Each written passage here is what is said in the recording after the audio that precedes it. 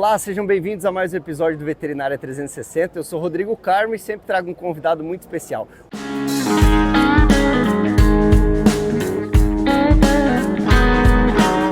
Hoje aqui na Innovation Week, para a gente falar de agro, Maressa Vilela, produtora rural da Sociedade Brasileira de Produtores, né? Qual a importância de participar desse evento aqui no Parque de Inovação Tecnológica em São José dos Campos? Obrigada pelo convite, Rodrigo. É uma alegria estar aqui nesse evento, estar aqui conversando com você. Acho que inovação e tecnologia encurtam o caminho. Sim. Claro que nem todas prosperam. A gente, por exemplo, está aqui, escutei ela falando, tem 90 startups voltadas para o agro para trazer soluções e sem dúvida é o caminho, porque com inovação, com tecnologia, a gente encurta o caminho para ter mais eficiência, para ter mais uma produtividade maior e melhor, com menos impacto e com mais eficiência, que acho que é o que todo produtor está buscando. Legal. E trazendo essa produção, você é produtora rural no Mato Grosso e um dos estados mais importantes para o agronegócio brasileiro, soja, milho, tem diversas culturas ali importantes para escoar, para vender essas commodities. E me conta, você participou de um painel aqui no Parque de Inovação Tecnológica, nessa manhã do agro. O que foi discutido do ponto de vista assim, econômico, sustentável? O que foi falado, né, com 4 mulheres representando o agro, né? Então conta pra gente, o pessoal está curioso para saber. Foi muito legal porque primeiro estar com 4 mulheres é sempre bom, porque o agro é um ambiente mais masculino, mas cada vez mais os homens dão espaço para as mulheres e existem mulheres assim muito competentes que não estão só para ocupar espaço, estão realmente porque fazem a diferença. E a gente conversou bastante sobre sustentabilidade, passamos pela COP também depois. E o que eu falei ali, Rodrigo, da sustentabilidade, é que não existe hoje eficiência sem ser sustentável. Porque a sustentabilidade passa por você usar um resíduo de uma atividade como insumo de outro, passa por você, se você conseguir fazer uma intervenção a menos, é sustentabilidade, você tem um resultado financeiro melhor, porque acho que tudo acaba olhando pelo financeiro, porque são negócios, então a gente tem que ter um resultado financeiro importante. A questão da preservação no Brasil, que é um ponto que a gente tem que sempre falar, e aqui é legal porque não tem gente só do agro. Sim. Então às vezes tem aqueles mitos e aquelas mentiras que são contadas 1000 vezes e às vezes se tornam verdades, e quando a pessoa tem a oportunidade de escutar, de conhecer, ela consegue admirar e reconhecer a potência que é o agro brasileiro, né? O agro brasileiro, que a gente contribui muito para a segurança alimentar, para a segurança energética, para a segurança ambiental. Então, assim, a gente é esse fenômeno de produção usando 9% do território com agricultura, 20% com pecuária, e a gente ainda tem 66% de vegetação nativa.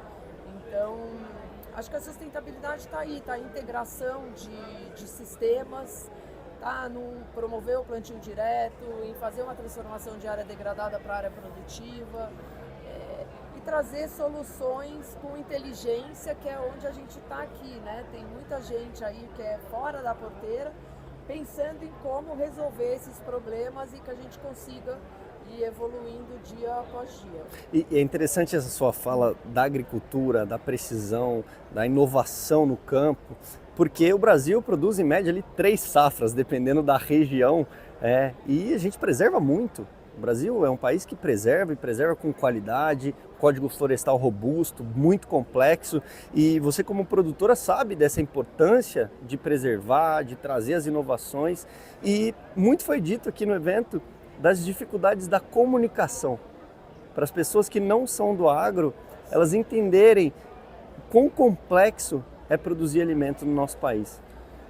Sim, e foi legal que a Janaína da Embrapa Meio Ambiente participou do painel e ela comentou, e isso é muito importante, até daí a gente traz para cá, que há 50 anos Brasil era importador de alimento. Hoje a gente é dos maiores exportadores do mundo. A gente exporta para 220 países. É uma potência, né? Uma potência. E em cada 10 sucos de laranja, 8 vem do Brasil. Carne, enfim, a gente está ali com algumas culturas, café, algodão, que é fibra, as carnes todas, a gente está ali no topo do ranking graças à tecnologia e à inovação que fez nesse curto pedaço de tempo, que são 50 anos, a gente deixar de ser importador para ser exportador e contribuir aí com alimento, com energia, não só no Brasil, mas em todo o mundo. E trazendo um pouco para a COP30 vai acontecer em Belém, aqui em novembro. Qual a expectativa dessa reunião, dessa conferência entre vários países? E quais temas você acha que serão abordados e são relevantes para que a gente produza cada vez mais de maneira sustentável? Bom, a COP ela vai abordar não só a agricultura, né? Ela vai abordar vários setores que acontecem no mundo todo. É importante falar que massivamente o que traz a crise climática é a queima do combustível fóssil.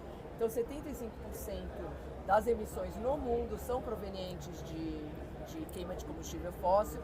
Eu acho que o Brasil deveria trazer a conversa e mostrar o que a gente tem de bom e não deixar o mundo querer ficar aqui agredindo. Ou ditando regras, né? Ditando regras num país que tem a maior floresta tropical do mundo, que tem 30% da biodiversidade do mundo, que tem o maior aquífero do mundo, e tudo isso tem porque a gente sempre preservou e valoriza isso. Tanto que a COP começou em 1992 no Rio. Então, assim, já mostra o interesse do Brasil em discutir esse assunto há muitos anos. Então, agora, depois de 30 anos, vai ser aqui. A gente tenta ficar otimista, mas tem aí as dificuldades, principalmente logísticas e de infraestrutura.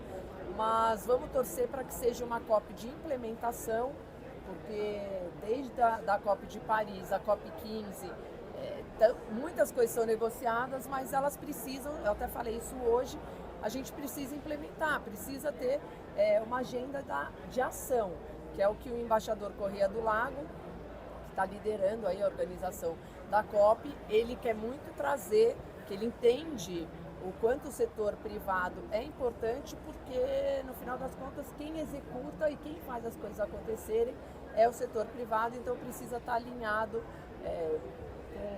com políticas públicas, com impulsionar investimentos, trazer investimentos e financiamentos externos para a gente conseguir cada vez mais colocar essas tecnologias, ser mais sustentável e ser mais eficiente, que é o que todo produtor busca com certeza. Agora, falando um pouco do desmatamento, né? Muito foi dito sobre o painel que a maioria das áreas que estão em desmatamento são de responsabilidade pública. Sim. Né? E é interessante a gente trazer isso, como que a iniciativa privada também pode pressionar os governos para que sejam cumpridos esses acordos que de fato acontecerão na COP.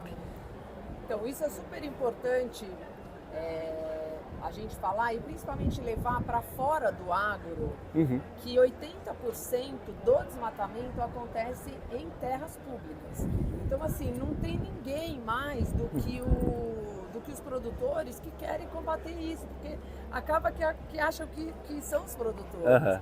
Mas é totalmente na ilegalidade, então tem que ter o comando e controle para combater isso. O que ajuda muito é fazer a validação do CAR, que é o Cadastro Ambiental Rural, que todo proprietário de terra, todo produtor tem. Então, uma vez que esses cadastros são regularizados, eles também vão identificando a propriedade, o que tem uma irregularidade, não tem, porque a maior parte tá em dia. Mas às vezes pode ter alguma coisa e a gente precisa trabalhar para melhorar e para combater toda a ilegalidade possível para produzir mais, regenerar a área degradada, a gente tem muito espaço para crescer sem ter que desmatar mais nada. Sim. Outro ponto interessante é a gente trazer a integração lavoura-pecuária-floresta como uma maneira sustentável e que pode gerar crédito de carbono também para esses pequenos, médios e grandes produtores. Então, como que você vê ali na região do Mato Grosso, o que tem sido discutido sobre a integração lavoura-pecuária-floresta, né, dessa temática ambiental, de possibilidades, de preservação? No Mato Grosso, e acho que no Brasil todo, o que mais usa é a integração lavoura-pecuária. Porque eu sou apaixonada por árvore, eu tenho reflorestamento de teca, mas é uma área de reflorestamento, só não é integrado com a pecuária e com a lavoura, porque tem alguns desafios para você implementar as árvores no sistema. Então, assim, dificulta a manobra, às vezes algum herbicida, algum defensivo que você usa. É possível, claro que é possível, senão não existiria. E tem um pesquisador da Embrapa que ele é produtor também, ele é apaixonado, porque ele fala, não, enquanto eu estou aqui, minhas árvores estão crescendo, estão me trazendo rentabilidade. Então, sem dúvida nenhuma, é muito positivo, traz sombra para a pecuária quando está lá, mas massivamente a gente usa muito, é muito usado no Mato Grosso, integração lavoura-pecuária, porque você tem o capim, você tem o grão e você tem o boi, consequentemente. E isso é uma rotação de cultura. E uma rotação de cultura contribui muito para o solo, porque você traz outros tipos de raízes, outras culturas, que o sistema radicular é diferente e com isso você descompacta mais a terra. Então, quando você vai plantar soja, por exemplo, a soja consegue acessar o lençol freático que tem lá embaixo, tem mais resiliência para as mudanças climáticas, que é extremamente importante para o produtor, porque a gente depende do clima.